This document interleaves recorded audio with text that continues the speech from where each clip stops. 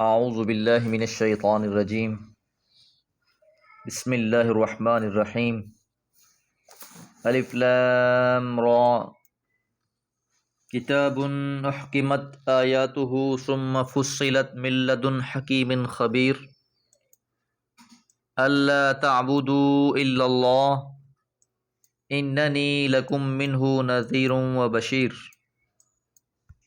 سورہ ہود آیات پہلی دو۔ سورہ یونس اور سورہ ہود دونوں کی ابتدا الف لام را سے ہوتی ہے جو حروف مقطعات ہیں، اور ان دونوں صورتوں کا بڑا گہرا تعلق بھی ہے کہ جو باتیں سورہ یونس میں بالاجمال بیان کر دی گئی تھیں، مثلاً پچھلی قوموں کے واقعات وغیرہ، وہ اس صورت میں تفصیل سے بیان ہو رہے ہیں،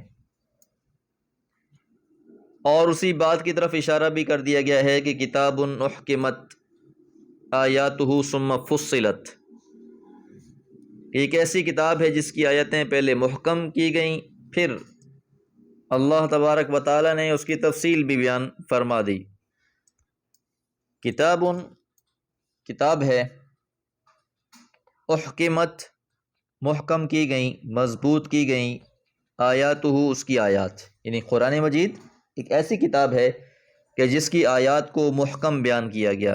لفظ محکم احکام کے معنی کسی چیز کو اچھی طرح گانٹھنے اور مضبوط کرنے کے ہیں۔ جس طرح کوئی کپڑا ہو، اس کو دبوچ کر اکٹھا کر لیا جائے، اس کو محکم کہا جائے گا، اور پھر اس کو کھینچ کر کھولا جائے، پھیلا دیا جائے تو وہ تفصیل کہلائے گی۔ تو مکہ میں جب شروع میں قرآن مجید نازل ہونا شروع ہوا تو بہت سے احکامات ایسے تھے جن کو محکم بیان کیا گیا ہے۔ جو ابتدائی دور میں صورتیں نازل ہوئیں وہ اختصار، جامعیت اور اعجاز بیان کا کامل نمونہ ہیں۔ دین کی بنیادی باتیں مختصر گٹھے ہوئے جملوں میں بیان کی گئیں، پھر آہستہ آہستہ ان کی تفصیل بیان کرتے گئے، کچھ مکہ میں اور کچھ احکامات کی تفصیل پھر مدینہ میں اللہ تعالیٰ نے بیان فرما دی۔ یاد رہے کہ جو پچھلی کتابیں تھیں وہ یک بارگی اتار دی گئی تھیں، جس طرح تورات حضرت موسیٰ علیہ السلام گئے اور یک بارگی ان کو پوری تورات عطا کر دی گئی، لیکن قرآن مجید کا سلسلہ مختلف ہے۔ قرآن مجید کا نزول تھوڑا تھوڑا آہستہ آہستہ حسب موقع ہوتا رہا ہے۔ ثم پھر فصلت تفصیل بیان کر دی گئی، من لدن حکیم خبیر، اس حکمت والے اور خبر رکھنے والے کی طرف سے، یعنی اسی اللہ کی طرف سے اس کی تفصیل بھی بیان کر دی گئی جس اللہ نے اس کی آیات کو محکم بیان کیا تھا، کیونکہ اگر یک بارگی قرآن مجید نازل کر دیا جاتا تو یہ دشوار ہو جاتا، اس لیے اس رب کی یہ حکمت ہے، وہ لوگوں سے باخبر ہے، تو لوگوں کی آسانی کے لیے اللہ تعالیٰ نے اس کو مفصل پھر بعد میں بیان فرما دیا۔ اللہ تعبدو، کہ تم نہ عبادت کرو، الا اللہ، سوائے اللہ کے۔ جو احباب شروع سے ترجمہ ہمارے ساتھ سنتے آ رہے ہیں انہیں اس بات کا بخوبی اندازہ ہو چکا ہوگا کہ قرآن مجید نے اس موضوع کو بہت زیادہ اہمیت دی ہے۔ یہی اصل بنیاد ہے، یہی اصل اساس ہے۔ یہ اس کتاب کی بنیادی پیغام ہے کہ اللہ کے سوا کسی اور کی بندگی نہ کرو۔ یہی پیغام تمام دین اور شریعت کی اصل ہے۔ اللہ کے رسول ہمیشہ اسی پیغام کے ساتھ بشیر اور نذیر بن کر آئے۔ انہوں نے اس پیغام کے قبول کر لینے والوں کو اللہ تعالیٰ کے فضل و رحمت کی بشارت، خوشخبری دی، اور جو لوگ اس سے اعراض کرنے والے تھے، منہ موڑنے والے تھے، ان کو ایک ہولناک عذاب سے ڈرایا۔ اللہ تعبدو، کہ تم نہ عبادت کرو، الا اللہ، سوائے اللہ کے، اننی، یقیناً میں، لکم، تمہارے لیے، منہ، اسی کی طرف سے، نذیر، ڈرانے والا بھی ہوں، و بشیر، اور خوشخبری دینے والا بھی ہوں۔ یہ دونوں صفات ہیں۔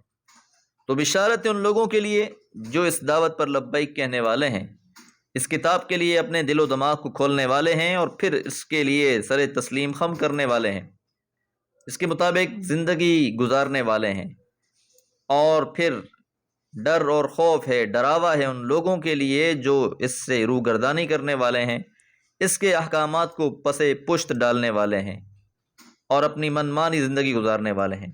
اللہ تعالیٰ سے دعا ہے اللہ تعالیٰ قرآن مجید کو پڑھ کر اس کے مطابق زندگی گزارنے کی توفیق عطا فرمائے۔ وما علیہ الا البلاغ۔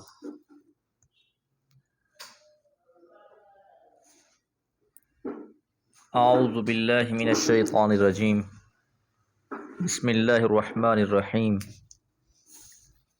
وَأَنِ اسْتَغْفِرُوا رَبَّكُمْ ثُمَّ تُوبُوا إِلَيْهِ يُمَتِّعْكُمْ مَتَاعًا حَسَنًا إِلَى أَجَلٍ مُّسَمًّى وَيُؤْتِي كُلَّ ذِي فَضْلٍ فَضْلَهُ وَإِن تَوَلَّوْا فَإِنِّي أَخَافُ عَلَيْكُمْ عَذَابَ يَوْمٍ كَبِيرٍ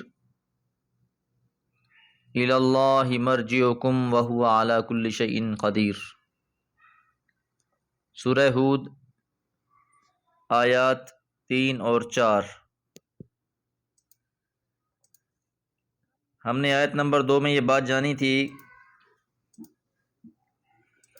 کہ محمد صلی اللہ علیہ وسلم سے یہ بات کہلوائی گئی کہ اننی لکم منہ نذیر و بشیر، کہ یقیناً میں تو تمہارے لیے نذیر بھی ہوں اور بشیر بھی ہوں۔ اب بشارت کن لوگوں کے لیے ہے؟ وَإِنِ اسْتَغْفِرُوا، اور اگر وہ استغفار کریں، اپنے رب سے مغفرت مانگیں، استغفروا ربکم، کہ اپنے رب سے معافی مانگو، وَتُوبُوا، اور متوجہ ہو جاؤ، رجوع کر لو، الیہ، اسی کی طرف۔ تو دو باتیں ہو گئیں توبہ کے متعلق، اور وہ یہ کہ اس کے دو اہم رکن ہیں، ایک تو استغفار اور دوسرا توبہ۔ استغفار تو یہ ہے کہ آدمی اپنے جرم کی اللہ تعالیٰ سے معافی مانگے، جو غلطی ہو گئی ہے، خطا ہو گئی ہے، گناہ ہوا ہے، اس سے اللہ تعالیٰ سے معافی مانگے اور اس سے آئندہ باز رہنے کا عہد کرے کہ آئندہ وہ یہ کام نہیں کرے گا۔ اور توبہ یہ ہے کہ اللہ کی طرف رجوع کرے اور صحیح راہ کو اختیار کرے جس کی طرف اللہ تعالیٰ نے رہنمائی فرمائی ہے، یعنی اس غلط طریقے کو چھوڑ کر اس کے مقابلے میں جو صحیح طریقہ کار ہے اس کو اپنا لے۔ اور اگر آدمی جرم سے باز نہ آئے اور صحیح روش اختیار بھی نہ کرے تو صرف زبان سے توبہ توبہ کرنے کا کوئی فائدہ نہیں، اس کو دل سے ادا کرنا پڑے گا، دل سے رجوع کرنا پڑے گا، اپنے گناہ پر ندامت اختیار کرنی پڑے گی اور پھر اللہ سے معافی مانگنی ہوگی اور آئندہ اس گناہ سے بچنے کی کوشش کرنی ہوگی۔ ہاں، اگر پھر کبھی یہ دوبارہ گناہ ہو جاتا ہے تو پھر وہ اللہ کی طرف رجوع کر لیتے ہیں۔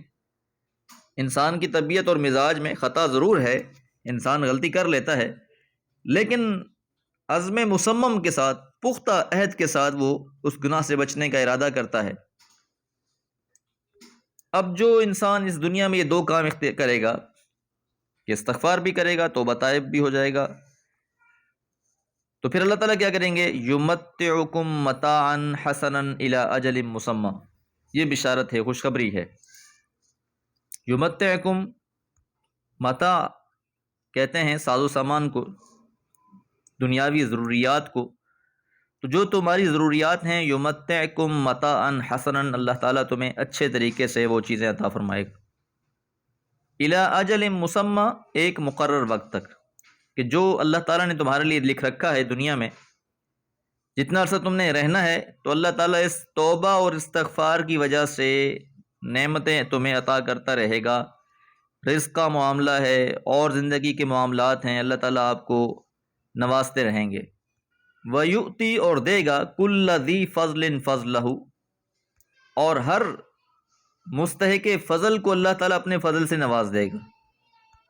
جو انسان جس فضل کا مستحق ہے، اللہ تعالیٰ کی طرف سے وہ فضل اس کو حاصل ہو جائے گا، جو شرف ہے، مقام ہے، عزت ہے، ساری چیزیں اس میں آ جاتی ہیں۔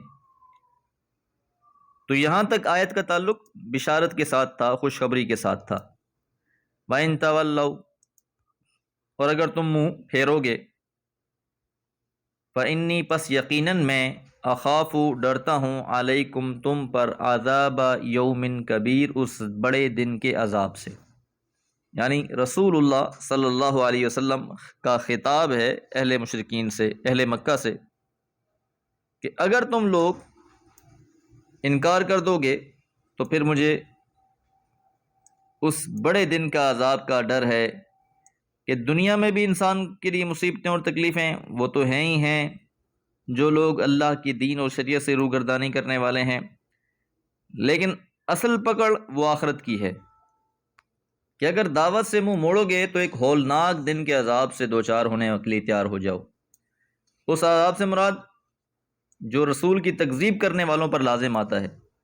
رسول کے مان لینے والوں کو زندگی کی مہلت ملتی ہے اور کامیابی نصیب ہوتی ہے، جو اس وقت تک باقی رہتی ہے جب تک لوگ صحیح راستے پر استوار رہتے ہیں، لیکن رسول کے مکذبین یعنی انکار کرنے والے اتمام حجت کی مہلت گزر جانے کے بعد کسی ہولناک عذاب سے دوچار کر دیے جاتے ہیں اور ختم کر دیے جاتے ہیں۔ الی اللہ، اللہ ہی کی طرف مرجعکم تمہارا لوٹنا ہے، کہ دنیا میں بھی عذاب اور پھر بالآخر روز قیامت پھر لوٹ کر اللہ کی طرف جانا ہے۔ ایسا نہیں ہے کہ دنیا میں عذاب آ گیا تو بات ختم ہو گئی، بلکہ نہیں، روز قیامت پھر اٹھا دیا جائے گا اس بڑے دن۔ وَهُوَ، اور وہ اللہ تعالیٰ عَلَى كُلِّ شَيْءٍ ہر چیز پر قدیر، خوب قدرت رکھنے والا ہے۔ تو ایسے لوگوں کو جو دنیا میں منہ پھیر لیتے ہیں، اعراض کر جاتے ہیں، تو اللہ تعالیٰ کی پکڑ میں آ جاتے ہیں دنیا میں بھی، اور پھر روز قیامت بھی ان کے لیے عذاب ہوگا۔ اب اس حصے کا تعلق نذیر سے ہے۔ اللہ تعالیٰ سے دعا ہے اللہ تعالیٰ ہر ایسے کام سے بچنے کی توفیق عطا فرمائے جو اللہ کی ناراضی کا سبب بنتا ہے، اور اللہ تعالیٰ ہر اس کام کو کرنے کی توفیق عطا فرمائے جس سے اللہ تعالیٰ خوش ہوتے ہیں، راضی ہوتے ہیں۔ وما علیہ الا البلاغ۔